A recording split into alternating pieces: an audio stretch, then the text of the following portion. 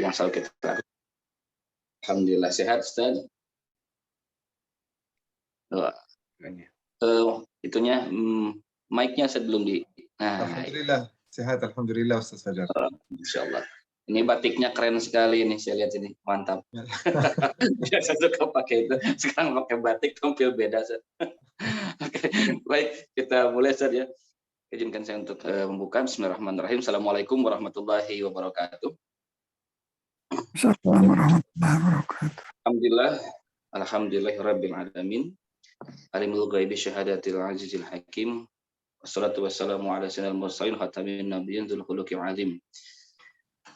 Rabbi shrah sadri wa yassir amri wahlul 'uqdatam min lisani yafqahu qawli, amma ba'd.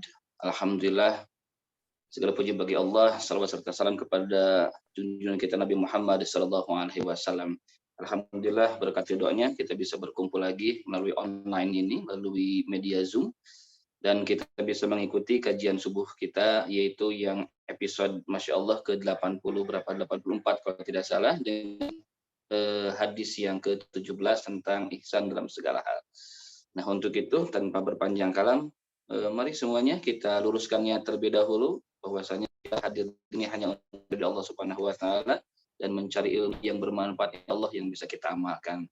Untuk itu marilah kita baca dan ucapkan bismillah sama-sama. Bismillahirrahmanirrahim, dan itu dibagi sebagai pembuka acara kita kali ini.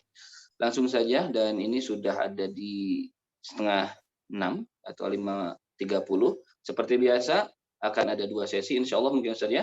Yang pertama adalah pemaparan dan bagaimana tentang kandungan hadis yang ke-17 ini, serta nanti ada tanya jawab. Jadi silahkan dipersiapkan, bisa melalui chat ataupun langsung raise hand, ataupun dari sebelumnya sudah daftar terlebih dahulu, maka. Oke. Dan sebelum kita mulai, saya mungkin akan nanya dulu beberapa hal kepada jajaran Al-Irsyad yang terhormat, baik itu manajemen ataupun PC ataupun LPP, PW, mudah-mudahan hadir semuanya yang kami hormati, insya Allah dalam keadaan sehat walafiat semuanya. Apakah ada yang mau disampaikan terlebih dahulu ataupun mungkin langsung pada Ustadz Jido, mungkin sebagian senden ataupun dari yang lainnya? Langsung aja Ustadz. Langsung aja, baik. Oke, langsung saja mari kita simak dan juga kita dengarkan serta kita resapi kandungan hadis di Arba'in Nawawi yang ke-17. Kami persilahkan Ustaz. Jazakallah khair Ustaz Fajar. Assalamualaikum warahmatullahi wabarakatuh. Alhamdulillahirabbil alamin, alhamdulillah wassalatu wassalamu ala ibadihi alladziina istafa. Ya Rabbana lakal hamdu kama yanbaghi li jalali wajhika wa 'azimi sultanik, lakal hamdu hatta tarda. Walakal hamdu idza radait, walakal hamdu ba'da ridha. Alhamdulillah wa syukurillah yang telah mengumpulkan kita dalam pertemuan yang baik ini bersama orang baik. Mudah-mudahan insyaallah kajian Al-Irsyad ini selalu istiqamah dan insyaallah selalu berlanjut sampai insyaallah Allah Subhanahu wa taala mentakdirkan takdir yang lebih baik. Jazakumullah khair ibu-ibu, bapak-bapak yang saya cintai atas kehadiran hari ini. Nah, mudah-mudahan insyaallah kehadiran kita tercatat oleh Allah Subhanahu wa taala sebagai amal saleh. Yang saya hormati pengurus Al-Irsyad Al-Islamiyah, wabil khusus Al-Ustadz Al-Mukarram Ami Khalid, dan juga pengurus-pengurus Al-Irsyad, PC Al-Irsyad yang lain, atau mungkin bisa jadi di antara yang hadir juga ada pengurus PW dan juga ada pengurus pusat. Insyaallah yang disebut namanya maupun yang tidak disebut namanya, insya Allah kita sama-sama hamba Allah yang dimuliakan oleh Allah Subhanahu wa taala. Bapak dan Ibu yang saya cintai karena Allah Subhanahu wa taala, hari ini insya Allah kita akan melanjutkan hadis Arba'in An-Nawawiyah, dan hari ini kita akan mempelajari tentang suatu hadis yang cukup membuat keributan di antara manusia, ya, bukan di antara ulama. Karena ulama pasti mengetahui arti daripada hadis ini dengan betul apa yang dimaksud oleh Rasulullah Sallallahu Alaihi Wasallam di dalam hadis ini. Hadis ini berbicara tentang ihsan secara keseluruhan, bagaimana kita menyempurnakan amal kepada Allah Subhanahu Wa Taala, bagaimana kita menyempurnakan amal dan amanah yang diberikan dari manusia, bagaimana kita melakukan akhlak secara sempurna sesuai dengan akhlak Rasulullah Sallallahu Alaihi Wasallam, yaitu yang namanya wa innaka la'ala khuluqin 'azim. khuluq karim dan juga khuluq azim. Jadi hadirin yang dimuliakan Allah Subhanahu wa taala, itulah yang namanya ihsan. Tetapi ada juga bagian kedua dari hadis, yaitu kita akan menggunakan ihsan itu, ihsan yang kita sudah sempurnakan di dalam agama kita, di dalam akhlak kita, di dalam perilaku kita, kita akan menggunakan ihsan itu dalam hubungan kita bersama hewan, bersama binatang. Nah, kan kita semuanya tahu hadirin yang dimuliakan Allah Subhanahu wa taala, di dunia ini atau mungkin di bumi ini kita bukan sendirian. Kita hidup bersama manusia yang lain. Bisa jadi manusia ini beda agama, bisa jadi manusia ini beda orientasi, bisa jadi beda mazhab, bisa jadi beda kepercayaan. Nah, dan juga bukan hanya manusia, ada juga beberapa makhluk-makhluk Allah Subhanahu wa taala yang lain. Ada binatang, ada serangga, ada bakteri, ada cacing, ada burung. Itu semuanya makhluk Allah Subhanahu wa taala yang lain. Nah, kita sebagai umat Islam ini, umat Islam yang bekerja keras, beribadah kepada Allah Subhanahu wa taala supaya kita mendekatkan diri kita kepada Allah Subhanahu wa taala. Tingkat kedekatan kita dengan Allah Subhanahu wa taala itu, kalau kita baru masuk Islam namanya muslim. Bekerja keras, melakukan ibadah kepada Allah Subhanahu wa taala, didekatkan menjadi orang beriman. Bekerja keras, menyempurnakan amal sampai mencapai kesempurnaan, itu namanya ihsan. Dan itu ada beberapa syu'bah di dalamnya. Ihsan itu terdiri dari beberapa darajat. Iman itu juga dari beberapa darajat. Islam juga ada beberapa darajat. Nah, hari ini kita akan berbicara tentang ihsan, dan juga ihsan itu bagaimana kita mengaplikasikan ihsan itu dalam hubungan kita bersama hewan. Hadis ini hadirin yang dimuliakan Allah Subhanahu wa taala. Hadis ini termasuk hadis yang sahih, diriwayatkan oleh Al-Imam Muslim. Dan kalau nggak salah Al-Imam At-Tirmizi juga. Hadis ini yang diriwayatkan dari Ya'la bin Shaddad. Ya'la bin Shaddad. Beliau sekarabat dengan Hassan bin Thabit.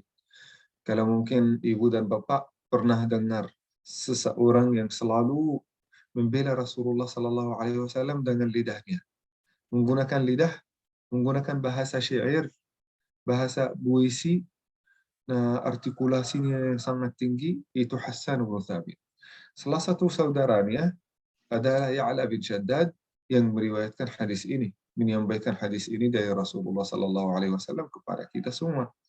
Hadis ini diriwayatkan sebagai hadis sahih di dalam Sahih Muslim, dan kalau nggak salah di dalam Sahih At-Tirmizi juga.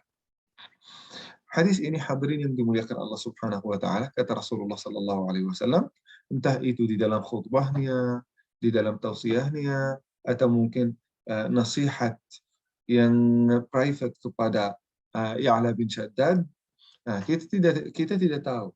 Karena hadis Rasulullah sallallahu alaihi wasallam yang belasan ribu itu disampaikan atau disimpulkan dari khutbah, bisa jadi dari khutbah Jumat, bisa jadi dari muhadarah, bisa jadi dari ceramah, bisa jadi dari tausiah-tausiah Rasulullah Sallallahu Alaihi Wasallam.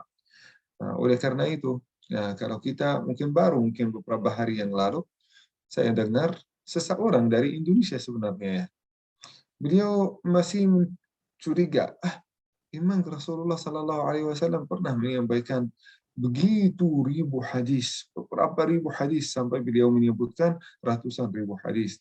Lalu kalau ratusan ribu hadis, itu dari mana Rasulullah Sallallahu Alaihi Wasallam akan membacakan satu hadis kepada ini, satu hadis kepada ini? Astagfirullahaladzim.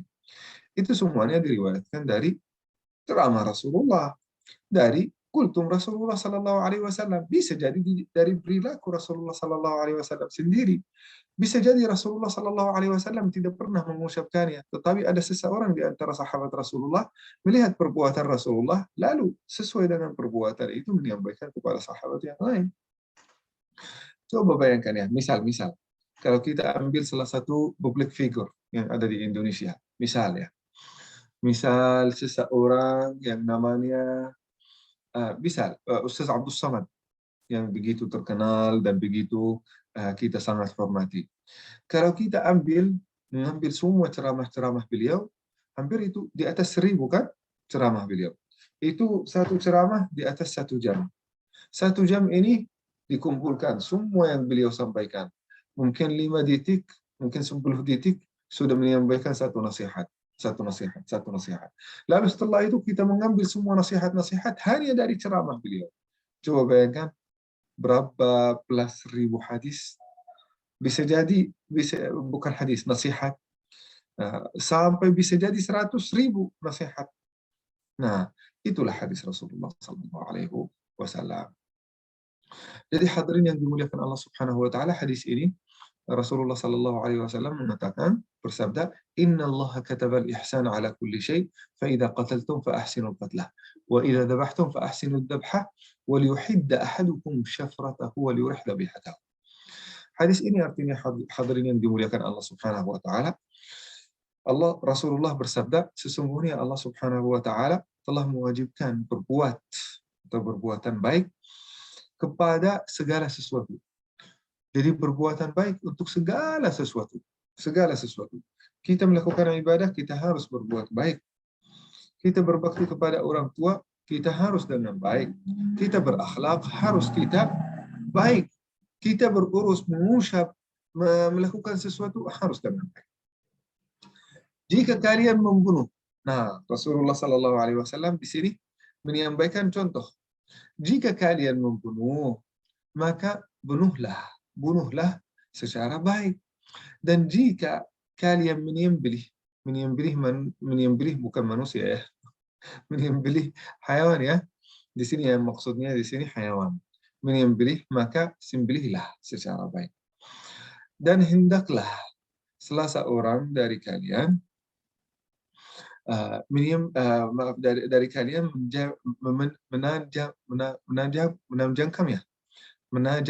menajamkan pisaunya serta memberikan kenyamanan kepada sembelihannya. Itu hadis Rasulullah Sallallahu Alaihi Wasallam. Jadi Rasulullah Sallallahu Alaihi Wasallam dari sisi pertama dari hadis menjelaskan tentang ihsan. Apa itu ihsan? Ihsan itu berbuat baik secara sempurna. Jadi hadirin yang dimuliakan Allah Subhanahu wa taala, innallaha aujabal ihsana. Allah Subhanahu wa taala telah mewajibkan. Apa artinya wajib? Wajib itu kalau kita meninggalkannya kita berdosa. Nah, ini penting sekali hadirin yang dimuliakan Allah Subhanahu wa taala. Ada sebagian dari ihsan itu bisa jadi sunnah. Ada sebagian dari ihsan yaitu wajib yang disebutkan di dalam hadis ini. Misal, ihsan yang sunnah itu seperti apa? Bisa jadi ihsan kita berbuat baik secara, misal kita diwajibkan untuk berbuat baik kepada tetangga kita, tetapi kita berbuat di atas kebaikan itu. Misal seharusnya kita hanya memberikan makanan yang membuat tetangga kita itu kenyang, jangan sampai lapar. Tetapi kita memberikan makanan yang mewah, kita memberikan juga uang kepada beliau di atas mungkin hajatnya. Dia sudah kenyang, dia sudah tidak butuh apa-apa, tapi kita memberikan hadiah kepada dia. Ini termasuk ihsan kepada tetangga, ihsan kepada orang lain. Meskipun itu bukan wajib. Yang wajib itu kalau dia lapar, kita berusaha untuk memberikan makanan kepada dia. Itu yang wajib. Tapi kalau kita memberikan di atas hajatnya, di atas keperluannya, itu termasuk ihsan. Itu yang sunnah. Tetapi ada ihsan yang wajib. Ihsan yang wajib itu berbuat baik kepada orang tua. Kata Allah Subhanahu wa taala, "Wa qada rabbuka alla ta'budu illa iyyah." Allah Subhanahu wa taala memerintahkan kepada kita untuk beribadah hanya kepada Allah Subhanahu wa taala. Jangan menyembah berhala, jangan menyembah setan, jangan menyembah kayu, pohon. Nah, kepada Allah Subhanahu wa taala. Lalu kalau kita sudah memilih Allah sebagai Tuhan yang berhak untuk disembah, maka kita harus pilihan yang kedua adalah wabil walidaini ihsana. Berbuat baik secara ihsan kepada orang tua. Jadi hadirin yang dimuliakan Allah Subhanahu wa taala, ihsan itu bisa jadi wajib, bisa jadi sunnah. Ihsan itu hadirin yang dimuliakan Allah Subhanahu wa taala kepada orang tua. Apa artinya ihsan? Itu artinya rahmah, kasih sayang kepada mereka. Adapun juga ihsan kepada istri, ihsan kepada suami. Nah, sebagaimana Allah Subhanahu wa taala menyampaikan, "Wa ja'ala bainakum mawaddatan wa rahmah." Apa artinya di sini rahmah? Rahmah di sini artinya kasih sayang secara sempurna. Secara sempurna, secara ihsan. Jadi ihsan bisa jadi kasih sayang. Kasih sayang ini bisa jadi diterjemahkan dengan ihsan. Ihsan kepada orang tua, kasih sayang kepada orang tua, dan juga kasih sayang kepada suami dan istri. Dan juga hadirin yang dimuliakan Allah Subhanahu wa taala, ada ihsan kepada yatim. Yatim piatu, saat kita ihsan kepada dia, kita berusaha untuk memberikan kepada dia yang terbaik dan juga memenuhi hajatnya sampai-sampai dia merasa seolah-olah kita yang jadi orang tuanya. Jadi itu yang namanya ihsan, hadirin yang dimuliakan Allah Subhanahu wa taala. Saya pernah dengar guru saya namanya Saleh, Ustaz Saleh. Beliau orang Indonesia. Ketika saya baru datang ke Indonesia, saya selalu dengar nasihat-nasihat dari beliau, belajar tentang budaya Indonesia, dan juga belajar tentang tariqah-tariqah tasawuf dari beliau sendiri. Beliau orang Garut. Beliau menyampaikan, saya masih ingat sampai sekarang, itu hampir mungkin sudah 7 tahun yang lalu. Beliau sampaikan, arti kiai di sini di Indonesia, man yanzuru ilan nas bi'ainir rahmah. Apa artinya itu?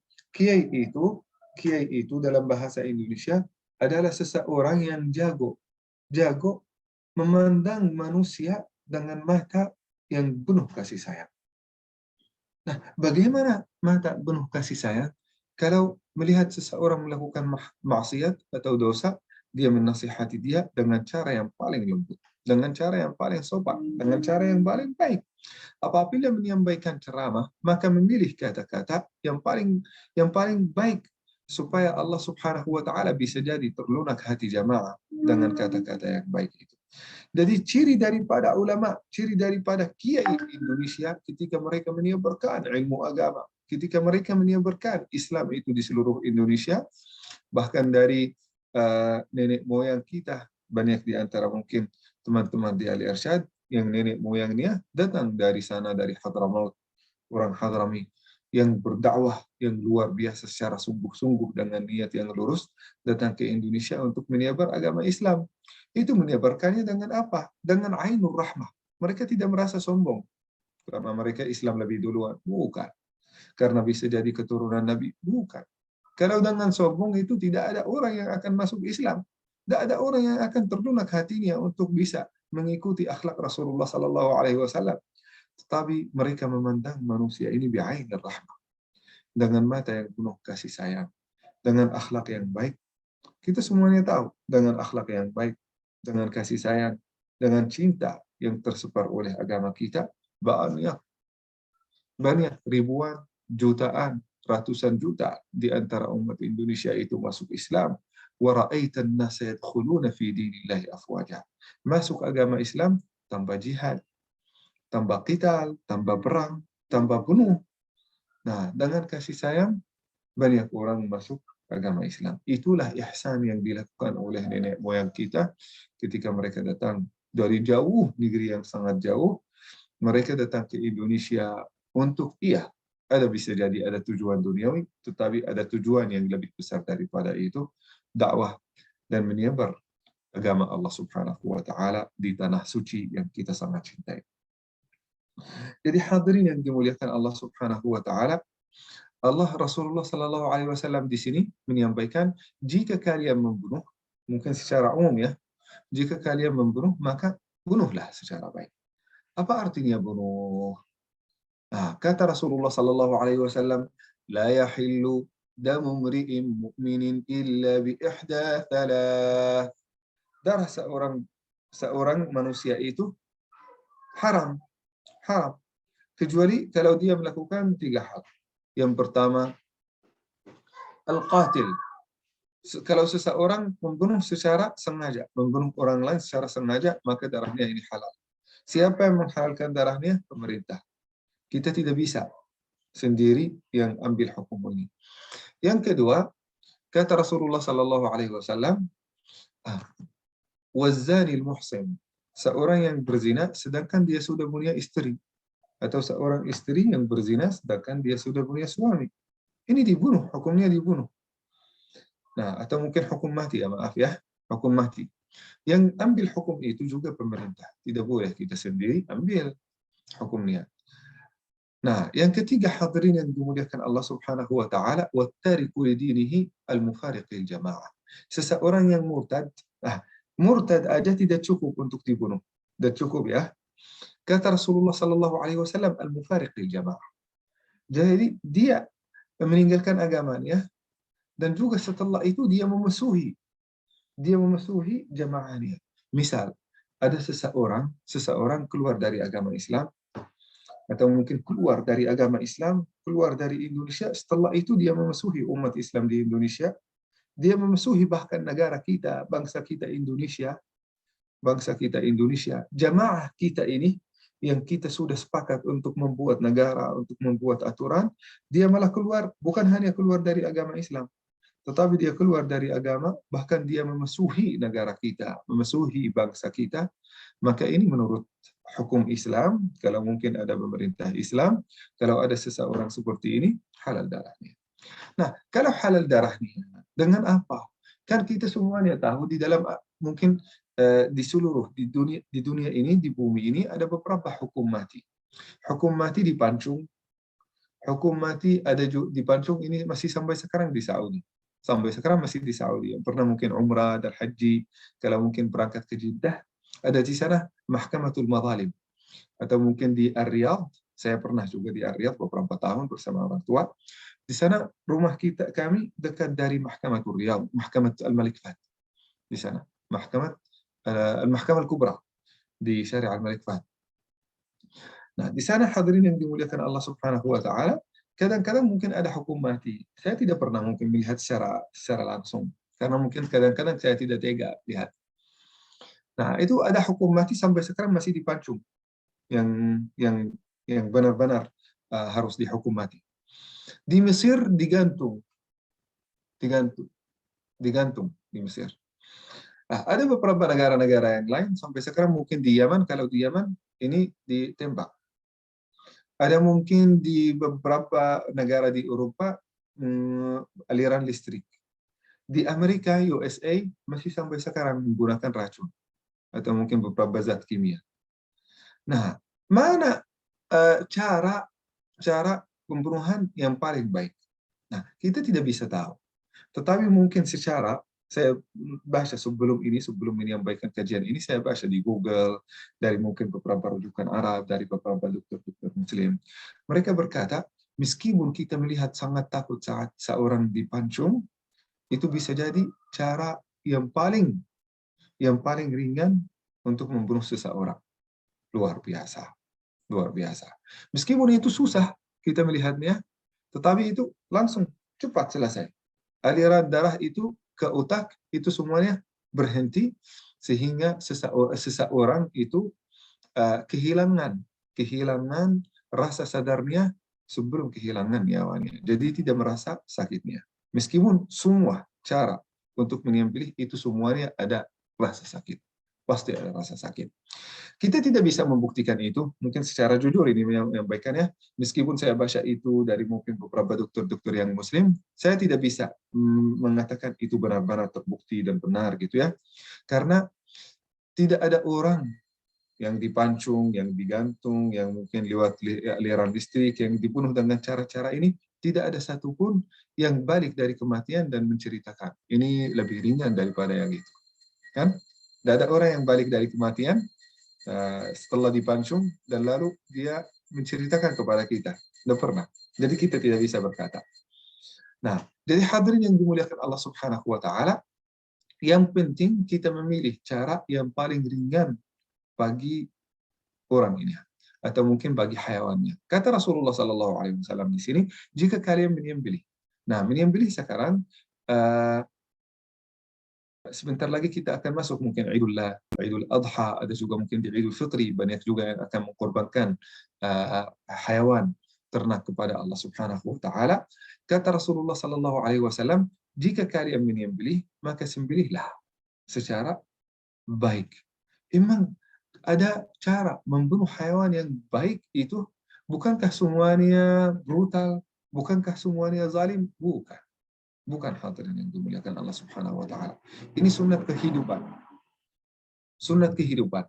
Kalau kita, maaf ya, kalau kita tidak membunuh bakteri, kita tidak bisa hidup sebagai manusia. Coba.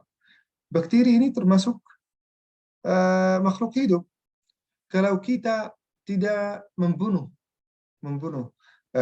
mungkin hewan-hewan yang dulu sejak manusia pertama, sejak Nabi Adam sampai sekarang, kita tidak membunuh hewan-hewan yang liar, misal mungkin yang membahayakan nyawa kita, itu kita tidak bisa hidup sampai sekarang.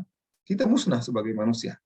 Jadi pembunuhan, hadirin yang dimuliakan Allah Subhanahu wa taala, itu bagian dari sunnat kehidupan di dalam bumi ini.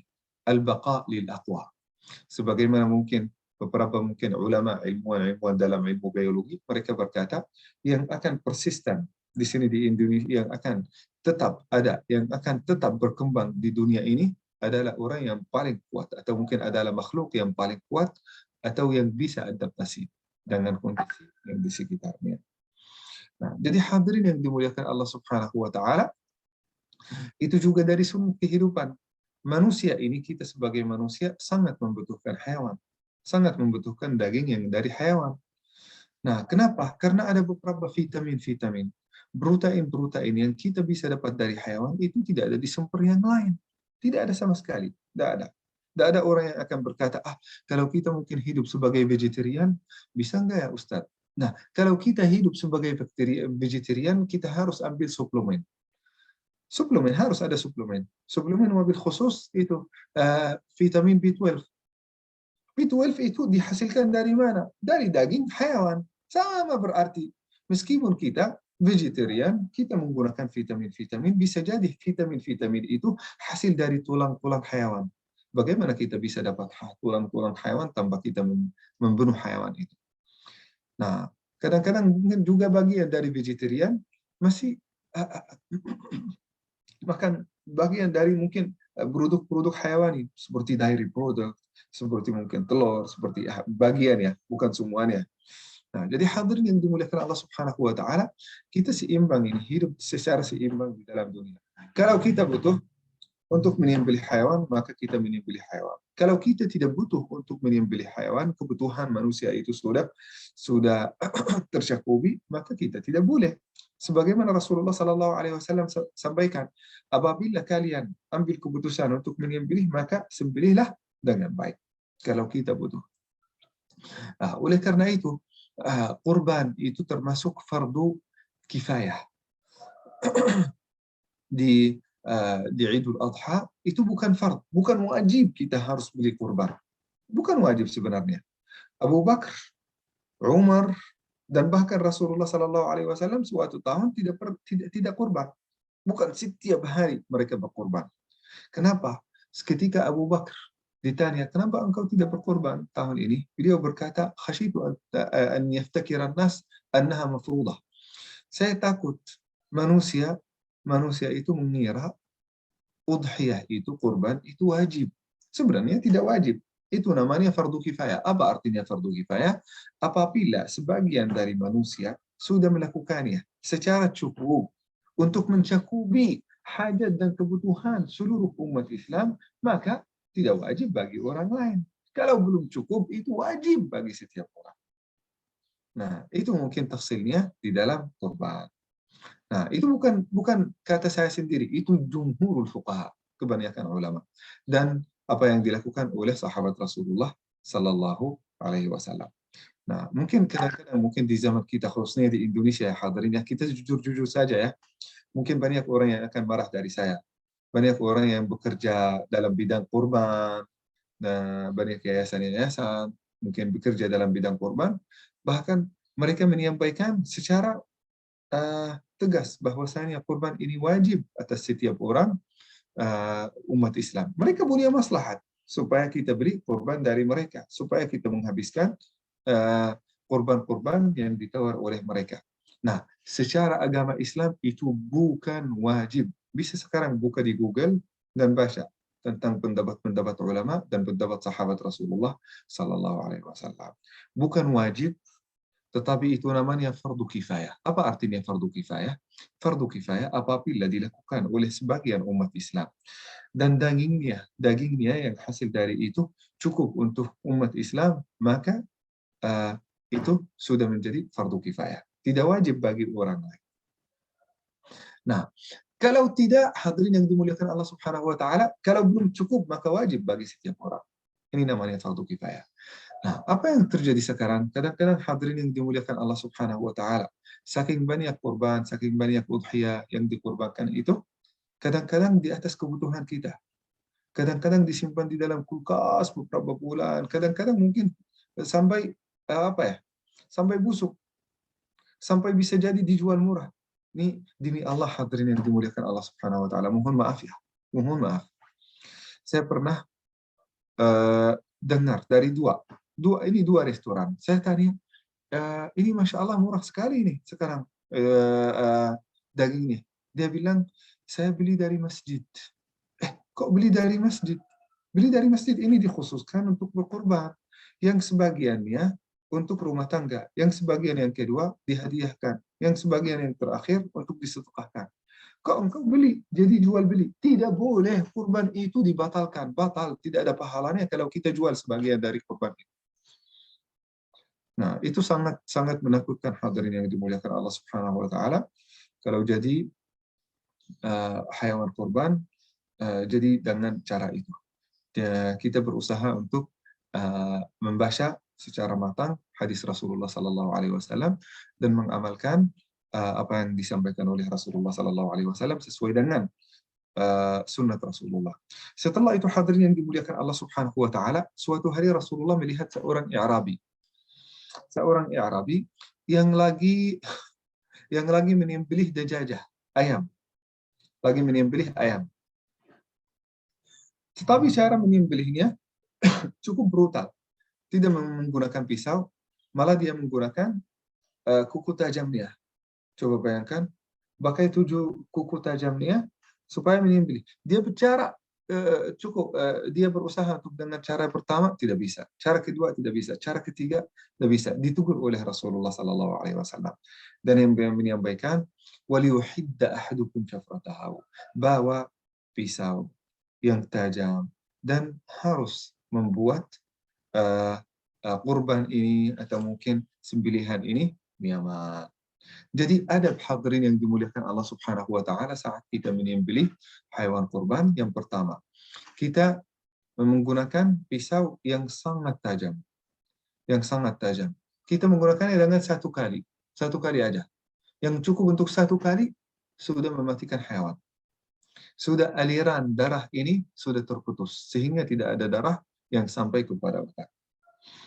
Nah, ini yang pertama ya, yang tajam. Kalau kita punya beberapa hewan kurban, maka kita memisahkan yang akan disembelih kita memisahkannya.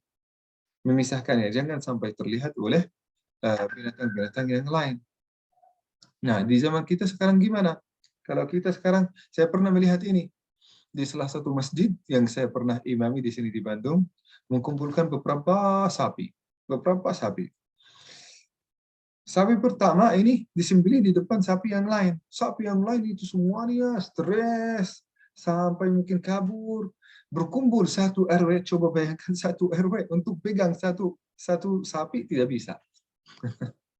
Itu luar biasa. Karena saking stres dan sangat takut sapi tersebut. Maka kita berusaha, kalau kita ingin menyembelih salah satu binatang, maka kita memisahkannya, jangan sampai terlihat oleh binatang yang lain. Dan setelah itu hadirin yang dimuliakan Allah Subhanahu wa taala, kita berusaha untuk mengeluarkan seluruh darahnya. Seluruh darahnya harus keluar. Karena mungkin darah ini tempat virus, tempat bakteri, tempat penyakit. Kalau mungkin darah itu sempat bergumpal di dalam tubuhnya, mungkin karena hewan itu lagi stres atau takut, itu bisa jadi sumber penyakit bagi kita semua. Dan itu di antara sifat-sifat babi.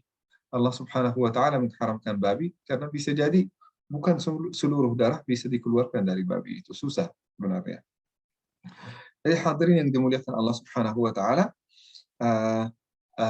itulah yang perlu kita perhatikan sebelum kita menyembelih hewan. Pasti kita harus berdoa dan membacakan bismillah sebelum kita menyembelih hewan. Itu mungkin secara umum, hadirin yang dimuliakan Allah Subhanahu wa taala, hadis untuk hari ini. Mudah-mudahan bermanfaat. Jazakumullah khair. Wassalamualaikum warahmatullahi wabarakatuh. Waalaikumsalam warahmatullahi wabarakatuh. Alhamdulillah, terima kasih Syekh untuk penjelasan di hadis tentang ihsan ini. Ada beberapa hal yang dapat kita rasakan, kita dapatkan secara ilmu yang sangat luar biasa dari makna ihsan tersebut. Baik itu tadi saya tulis, yaitu salah satunya adalah berbuat baik secara sempurna ya. Kita dapatkan ilmu Masya Allah, dan insya Allah bisa kita praktekkan, apalagi ihsan terhadap orang tua, karena itu ada menjadi salah satu hal yang wajib bagi kita seorang anak. Selanjutnya, kepada para jamaah, bagi yang mempunyai pertanyaan atau beberapa hal yang ingin ditanyakan, dikonfirmasi terhadap hadis yang ke-17 ini dari Arba'in Nawawiyah, kami persilahkan, baik itu melalui chat ataupun langsung raise hand. Apabila ada, kami persilahkan. Sebelum menunggu yang lain, mungkin saya ingin nanya, saya dulu mungkin saya yang nanya tentang hal yang tadi. Yuk, pertanyaannya beberapa kejadian atau memang beberapa hal selalu ada. Contohnya kita ingin berbuat baik secara sempurna, kayak ya ihsan itu tersebut, arti ihsan sendiri. Kita berbuat baik kepada Allah Subhanahu wa taala, atau mungkin beribadah, membaca sholawat, ataupun kita biasanya dawam salah satu surat Al-Qur'an, biasanya Waqiah atau Al-Mulk ataupun yang lainnya. Tetapi ada sedikit niat yang pernah saya mendapatkan keterangan, contohnya bacalah surat Al-Waqiah, insya Allah rezeki kamu lancar biasanya. Nah, akhirnya kita membaca surat Al-Waqiah supaya mendapatkan dan saya menjadi orang kaya, sehingga rezeki lancar, menjadi orang kaya. Akhirnya ketika membaca surat Al-Waqiah itu terus yang yang teringat. Nah, apakah niat itu sudah masuk ke dalam sempurna ataupun belum, atau itu masuk ihsan atau bagaimana? Ini perlu dijelaskan, hadirin yang dimuliakan Allah Subhanahu wa taala. Banyak di antara hadis Rasulullah sallallahu alaihi wasallam tentang beberapa surat-surat Al-Qur'an, seperti tentang keutamaan surat Qul Huwallahu Ahad, tentang keutamaan surat Al-Mulk. Nah, ada juga tentang keutamaan surat Al-Baqarah dan surat Ali Imran. Nah, ada pun juga beberapa hadis-hadis tentang surat Ar-Rahman, tentang surat Al-Waqi'ah, apalagi mungkin surat Al-Waqi'ah untuk dapat rezeki. Ada hadisnya. Hadis itu kalau masalah dari Ibnu Mas'ud, tapi hadis ini dianggap sebagai hadis dhaif. Hadis dhaif dari Al-Imam Al-Albani. Jadi itu bukan hadis sahih. Silakan. Jadi kalau kita membaca Al-Waqi'ah ataupun yang lain mungkin ya, seperti tadi Al-Waqi'ah, kita baca saja itu termasuk ihsan, tapi dengan niat itu masuk ke, ya teringatnya terus saja ke sana gitu, bukan hanya ibadah kepada Allah Subhanahu wa taala membaca surat, tapi inginnya dapat rezeki aja. Itu kita masuk ihsan atau enggak, Ustaz?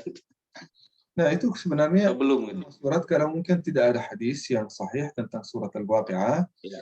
Maka setiap ayat yang kita bacakan di dalam Al-Quran itu insya Allah berkah bagi kita. Apalagi Rasulullah SAW selalu mencontohkan kepada kita, setiap kali kita membacakan Al-Quran, kita berdoa. Karena doa, saat kita membacakan Al-Quran itu termasuk doa mustajab. Jadi doa, nggak apa-apa kalau baca surat Al-Waqi'ah sambil kita doa, ya Allah, berikanlah kepada saya rezeki. Tetapi pada waktu yang sama, kalau kita membacakan juga ayat-ayat yang lain yang berbicara tentang rezeki, entah itu di dalam surat Ali Imran, di dalam surat Yusuf, di dalam surat Al-Kahf, kita membacakan ayat-ayat yang terkait dengan pemberian Allah Subhanahu wa taala, karunia Allah, ni'amullah. Kita berdoa kepada Allah, ya Allah, berikanlah kepada saya rezeki. Ya Allah, pingin surga. Ya Allah, pingin anak yang saleh. Karena doa saat kita membacakan Al-Quran itu termasuk doa yang mustajab. Tidak dikhususkan untuk hanya surat Al-Waqi'ah. Masya Allah. Terima kasih, Ustaz. Kalau satu lagi mungkin, maaf, tadi kita tidak boleh dilarang jual beli di hasil udhiyah ataupun kurban. Nah, ini ada fenomena di masyarakat itu tentang kulit domba, Ustaz. Jadi kulit domba suka ada yang mengumpulkan lalu ditimbang dan akhirnya diberi uang, ya tukeran uang itu jual beli mungkin atau gimana, karena dengan satu alasan nggak mungkin katanya untuk kulit dibagikan kepada masyarakat, akhirnya dipisahkan dan akhirnya dijual. Itu seperti apa untuk fenomena seperti itu, Ustaz? Sebenarnya itu secara umum, kalau dari orang yang melakukan kurban itu tidak boleh jual. Tetapi boleh sebenarnya, hadirin yang dimuliakan Allah Subhanahu wa taala, dihadiahkan. Boleh dihadiahkan. Jadi kita menghadiahkan, misal ya, ini mungkin dari saya sendiri, kalau mungkin masjid melakukan kurban untuk ribuan kambing dan juga ratusan atau puluhan sapi, mengumpulkan kulit-kulit tersebut, melakukan proyek apapun, proyek yang kulit yang akan bermanfaat bagi masyarakat, atau mungkin bisa disedekahkan ke pemerintah kalau mungkin pemerintah kita benar-benar cerdas dalam bidang ini, maka bagus kalau mungkin bisa jadi proyek buat pemerintah. Tetapi kalau dijual, ini sebenarnya ada hadis sharih, ada hadis yang jelas dari Rasulullah, kita tidak bisa membantah itu. Kita tidak boleh jual apapun dari hewan kurban itu. Tapi kita boleh mensedekahkannya, boleh kita menghadiahkan. Oh, gitu. Baik. Ini karena fenomena ini banyak sekali ketika bandar-bandar kulit suka berkumpul ketika Idul Adha biasanya seperti itu. Jadi iya, ini menjadi satu perhatian bagi kita, hati-hati ketika kita mengumpulkan kulit-kulit itu.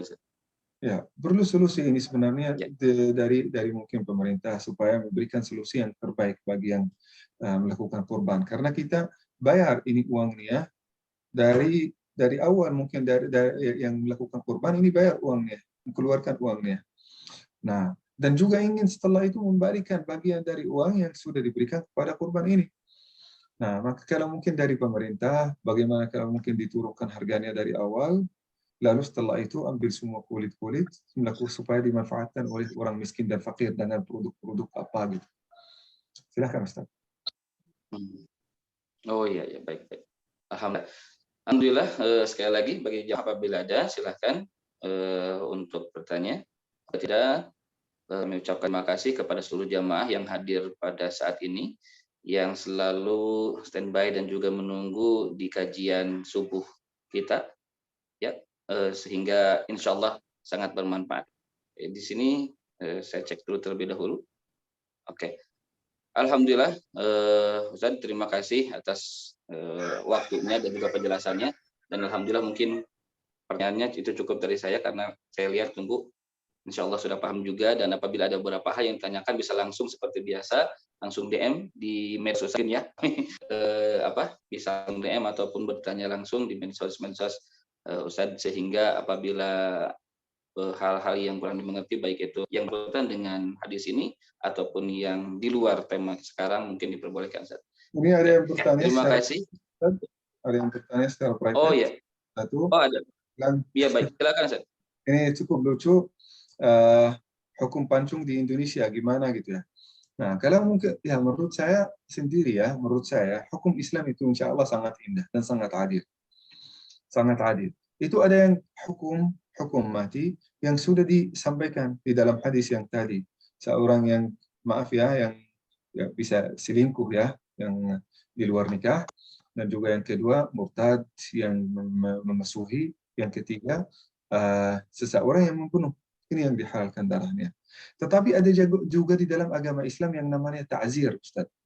Yang namanya ta'zir, kalau ada seorang hakim melihat, oh ini banyak orang yang melakukan dosa ini, berarti kita akan melakukan hukuman dan punishment yang sangat besar supaya banyak orang takut.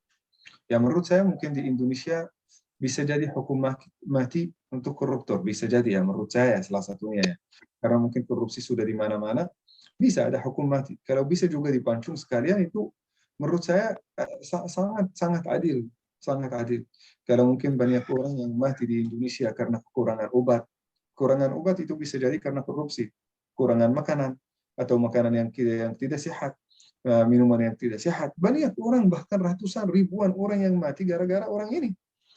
Baik, orang ini kalau benar-benar diberi punishment yang sangat tajam, yang sangat besar, nah, insya Allah akan berhenti. Sekarang banyak ya, saya ini kenal dengan banyak banyak pejabat itu sudah menganggapnya sebagai lumrah karena tidak ada punishment yang benar-benar bisa memberhentikan mereka atau membuat mereka taubat dari perbuatan yang sangat keji itu.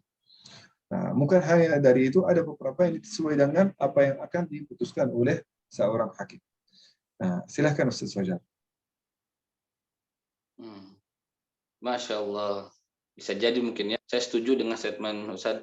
Kalau bisa koruptor dipancung saja. Insya Allah. Nah ini sudah di Instagram Ustaz. Jadi kalau silakan follow, dan apabila ada beberapa yang tanyakan, insya Allah bisa untuk diskusi dengan Ustaz. Masya Allah. Terima kasih. Sekali lagi para jamaah, kami berikan satu kali lagi kesempatan apabila ada. Apabila tidak ada, mungkin kita cukupkan di kajian hari ini. Baik, tidak ada mungkin Ustaz. Itu aja. Terima kasih. Ada segmen terakhir Ustaz ataupun ada nasihat terakhir sebelum kita tutup? Cukup? Baik, ini mungkin statement terakhir, hanya kita mengikuti sunnah Rasulullah Sallallahu Alaihi Wasallam. Insya Allah sunnah Rasulullah Sallallahu Alaihi Wasallam itu sudah sunnah terbaik. Allah Subhanahu Wa Taala memutuskan Muhammad Sallallahu Alaihi Wasallam sebagai manusia. Perasaannya seperti manusia, akhlaknya seperti manusia, masalah-masalah yang beliau hadapi itu seperti manusia. Jadi pasti nasihat dan ucapan-ucapan beliau itu akan menyentuh segala aspek kehidupan kita dan sangat cocok untuk apa yang kita hadapi sehari-hari insya Allah. Jadi kalau kita mengikuti sunnah Rasulullah Sallallahu Alaihi Wasallam itu insya Allah jalan yang paling aman, yang paling nyaman, yang paling aman buat kita supaya kita dapat ridha Allah Subhanahu Wa Taala, yang paling nyaman supaya kita dapat ketenangan abadi di dunia maupun di akhirat. Jazakumullah khair, barakallahu fikum. Mohon maaf apabila ada kata-kata yang salah. Maklum ya, mungkin bahasa Indonesia ini bahasa kedua saya setelah bahasa Arab. Kalau ada kata-kata yang salah, mohon maklumi. Barakallahu fikum, jazakumullah khair. Wassalamualaikum warahmatullahi wabarakatuh. Waalaikumsalam warahmatullahi wabarakatuh. Terima kasih Ustaz Al-Fadil Yazin Al-Hakimi yang telah mengguar kandungan bagaimana di hadis 17 Arba'in Nawawiyah tentang bagaimana ihsan, dan mudah-mudahan seperti terakhir tadi, marilah kita terus mengikuti sunnah Rasulullah SAW karena itu adalah jalan yang paling nyaman, jalan yang menyelamatkan kita semuanya. Mudah-mudahan Ustaz Yazin akan terus sehat, insya Allah kita juga sama, sehingga kita bisa mengikuti kajian-kajian yang lain dan menambah ilmu kita serta bisa mengamalkannya di setiap hari. Terima kasih kepada seluruh jamaah yang sudah hadir, pada seluruh Dewan Pengurus Al-Islamiyah, Dewan Dakwah, PC, PW, PP, dan yang lainnya, dan juga masyarakat umum yang hadir pada saat ini. Mudah-mudahan kita bisa bertemu lagi di minggu depan dengan kajian yang insya Allah lebih menarik lagi, yaitu di hadis yang ke-18 insya Allah. Sebelum kita tutup, mungkin ada beberapa hal yang ada pesan ataupun ada yang lainnya mungkin dari jajaran pengurus Al-Irsyad. Kalau tidak ada, kita cukupkan. Marilah kita luruskan niat lagi, dan insya Allah hari ini kita semuanya dalam sehat walafiat, dan Allah Subhanahu Wa Taala turun sepanjang hari ini, insya Allah. Dan mudah-mudahan kita semuanya tetap dalam keadaan istiqomah untuk menjalankan sunnah Rasulullah Sallallahu Alaihi Wasallam. Terima kasih. Saya sebagai MC mohon maaf apabila ada beberapa hal yang kurang berkenan dari ucapan ataupun hal yang memang kurang diterima oleh para jamaah semuanya. Terima kasih. Kita bertemu lagi di minggu depan di kajian yang sama insya Allah acaranya, itu kajian subuh Arba'in Nawawiyah insya Allah di hadis ke-18. Terima kasih. Kita ucapkan istighfar bersama-sama. Astagfirullahaladzim. Alhamdulillahirabbil alamin, dan wahid majelis. Subhanakallah bihamdika. Asyhadu an la ilaha illa anta astaghfiruka wa atubu ilaik. Terima kasih. Assalamualaikum warahmatullahi wabarakatuh. Waalaikumsalam. Jazakallah khair Ustaz. Barakallahu fikum. Terima kasih. Terima kasih ibu-ibu, bapak-bapak yang hadir hari ini. Jazakumullah khair. Barakallahu fikum. Ya, insya Allah. Terima kasih Ustaz.